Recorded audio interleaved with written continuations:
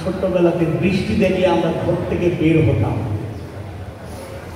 আনন্দের সাথে ভিজতে ভালোবাসতাম, মনে করতাম এটা আমাদের জীবনের একটা সুখকর একটা টাইম। এখন বৃষ্টির আলামত দেখলেই রাস্তা মাথা শুকিয়ে যায়, তাড়াতাড়ি গরম। গ্রামের এক চাচা দেখেন ভাতিজার অবস্থা খুব খারাপ, আবার অন্যভাবে নেবেন না, মানে সে দিন দিন শুধু স্বাস্থ্য বাড়ছে। তো চাচা জিজ্ঞেস করলেন, ভাতিজা তোমারই বডির কি অবস্থা, কন্ট্রোলে নাই, তুমি কি খাওয়া দাওয়া ঠিক মতো করো? হ্যাঁ চাচা। খেলাধুলা করো? হ্যাঁ অনেক খেলাধুলা করো। কি খেলাধুলা করো? স্বাস্থ্য কন্ট্রোলে থাকে না, ব্যায়াম ট্যায়াম করো না? খেলি তো অনেক খেলা। কি খেলো? ফুটবল খেলি, ক্রিকেট খেলি, ব্যাডমিন্টন খেলি, অনেক কিছু খেলি। কোন মাঠে খেলো? মোবাইলে খেলি।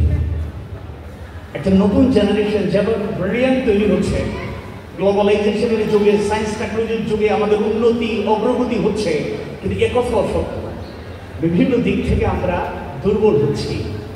আজকে একটু বৃষ্টিতে ভিজে, আমি খুব দীর্ঘ কথা বলবো না, সাংস্কৃতিক অনুষ্ঠান প্রয়োজনে হলরবে হবে, আমরা বৃষ্টিতে ভিজে অল্প কথা শুনবেন ইনশাল্লাহ। কিতা আর হইতে পারে, তোরা জ্বর রইব, এটা না পাকাইয়া ঠিক হয়ে যাবো, কোনো সমস্যা নাই। আর হসপিটাল ভর্তি হওয়া লাগবে, প্রয়োজনে টাকা পয়সা আমার কাছ থেকে নিবে ইনশাল্লাহ। আমি অল্প কথা তোমাদেরকে শোনাতে চাই, যেহেতু তোমরা আজকের নবীন বরণে ক্যারিয়ার গাইডলাইন প্রোগ্রামে এসেছ। জাস্ট সব কিছুকে পলিটিক্যাল চিন্তা থেকে গ্রহণ না করলেই ভালো। মূলত আজকে নবীন বরণ হলেও তোমাদের কেরিয়ারকে বিকশিত করার সাজেশন গাইডলাইনগুলো দেয়া হচ্ছে। আমরাও তোমাদের বড় ভাই হিসাবে বা অনেকেই আমার স্টুডেন্ট অ্যাজ এ টিচার হিসাবে আমাদের কথাগুলো তোমাদের কাজে লাগতে পারে আমরা আশা করছি ইনশাআল্লাহ। তোমাদেরকে পৃথিবীতে মোটামুটি যতটুকু তথ্য পাওয়া যায়, পৃথিবীতে 3 থেকে 4 লক্ষ প্রকারের প্রজাতি ফুলের সন্ধান পাওয়া গিয়েছে। রজনীগন্ধা, গোলাপ সহ, অর্কিড সহ সুগন্ধ ছড়ানো পৃথিবীর সকল আকর্ষণীয় ফুলের সুরভি এবং সুবাসিত সেই সুগন্ধ ছড়িয়ে পড়ুক সবখানে, সেই সুবাস দিয়ে তোমাদের অভিনন্দন জানাচ্ছি। আমি তোমাদের সামনে কয়েকটি প্রত্যাশার কথা বলতে চাই। আসলে পরলোক ক্যারিয়ার পড়তে গিয়ে আমরা অনেক সওয়াব আছে, সেটাকে প্রাধান্য দিই। মান কারা হারফান ফারু আশারু হাসানা, একটা হরফ পড়লে 10টা নেকি, মাশাআল্লাহ, সুবহানাল্লাহ, আল্লাহু আকবার, কত কিছু বলি। কিন্তু এই কোরআনকে যারা স্টাডি করে, রিসার্চ করে, উপলব্ধি সেই চেষ্টা থেকে, জানার আগ্রহ থেকে, গভীর থেকে গভীরে পৌঁছে খোরাক সংগ্রহের চিন্তা যারা করে, তাদের জন্য অনেক বড় সফলতা। দুঃখজনক বলে সত্যি, কোরআনকে আমরা তাবিজের কিতাব বানিয়েছি।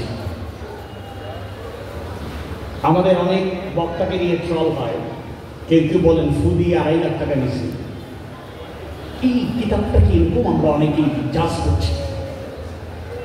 কিন্তু আমি নিজে ছোটবেলায় যখন অনুবাদ করতে শুরু করেছি, কিছু বুঝতে শুরু করেছি, বিসমিল্লাহির রহমানির রহিম, ইয়াসিন ওয়াল কোরআনিল হাকীম, ইয়াসিন বিজ্ঞানময় কোরআনের শপথ। একটা সেন্স গ্রো করতো যে কোরআন তাহলে বিজ্ঞানের কিতাব, আসলে বিজ্ঞানের কিতাব।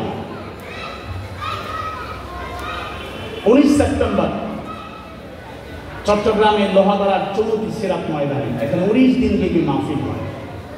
16তম রজনী সামগ্রী আলোচনা করতে গিয়ে নির্ধারিত বিষয়ে এবছর মডেললেস 100 বক্তা ছিলেন।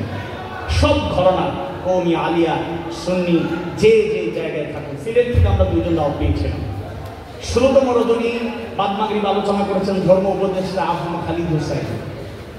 বাদ এসে আলোচনা করেছেন ডক্টর ফাইজুল হক হাফিজাহুল্লাহ। আমাদের বরিশালে বাড়ি হলে সিলেটের গৌরব, সিলেটে বসবাস করেন, সাধারণ বিশ্ববিদ্যালয়ের অধ্যাপক, চমৎকার কথা বলেন। আমিও ভক্ত। আমাদের 14 অক্টোবর সিরাত হাফিজ নাজিরের শাখায়, সেখানে ওনাকে প্রধান আলোচক হিসেবে আমরা দাওয়াত করেছি।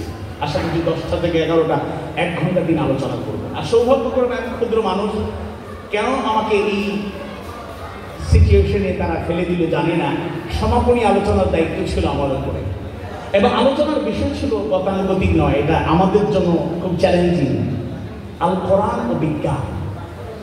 প্রায় 1.5 মাস আগে যখন আমাকে বিষয়টা দেওয়া হলো, আমি মুচকি হাসলাম আর ভাবলাম, কিরে সবচেয়ে দুর্বল আমি, আর সবচেয়ে কঠিন বিষয়টা দিয়েছে আমাকে।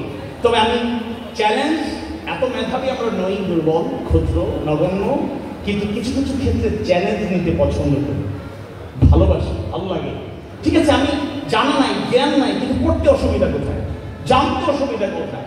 দুই একটা নতুন কিছু যদি জাতিকে বোঝাতে না পারি, নিজে জানি, তাহলে এখানে আমার সমস্যা কোথায়? তাওয়াক্কাল তো আল্লাহ। ওই যে ছোটবেলায় স্বপ্ন দেখেছিলাম আর পড়েছিলাম যে ইয়াসিন ওয়াল কোরআনিল হাকিম, কোরআন বিজ্ঞানময়। তাহলে কিছু কিছু তথ্য আমাদের জানা, নতুন